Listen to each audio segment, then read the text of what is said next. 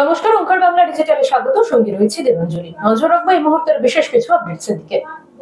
আগামী 24শে মার্চ মঙ্গলবার আলিপুরদুয়ার থেকে প্রচার শুরু করার কথা ছিল তৃণমূল নেত্রীর, কিন্তু জেলা প্রশাসন সূত্র খবর আবহাওয়ার কারণে ওই দিন মমতা বন্দ্যোপাধ্যায়ের কর্মসূচি পিছিয়ে যাচ্ছে। 25শে মার্চ উত্তরবঙ্গ থেকে প্রচার শুরু করতে পারেন তৃণমূল নেত্রী, তবে এই বিষয়ে এখনো পর্যন্ত কোনো খবর নিশ্চিত করা হয়নি। বিজেপি কর্মী ও সমর্থকদের নিয়ে রবিবাসরীয় প্রচার সারলেন আসানসোলের দক্ষিণের বিজেপি প্রার্থী অগ্নিমিত্রা পাল। প্রচারের মাঝে সিপিআইএম এর প্রাক্তন কাউন্সিলরের ছেলে গোপাল বাদ্যকর বিজেপিতে যোগদান করেন। অগ্নিমিত্রা পাল বলেন, প্রচারে মানুষের সমর্থন পাচ্ছি, মানুষ এই সরকারের হাত থেকে পরিত্রাণ চাইছে। রবিবাসরীয় প্রচার সারলেন বেহালা পশ্চিমের বিজেপি প্রার্থী ইন্দ্রনীল খা।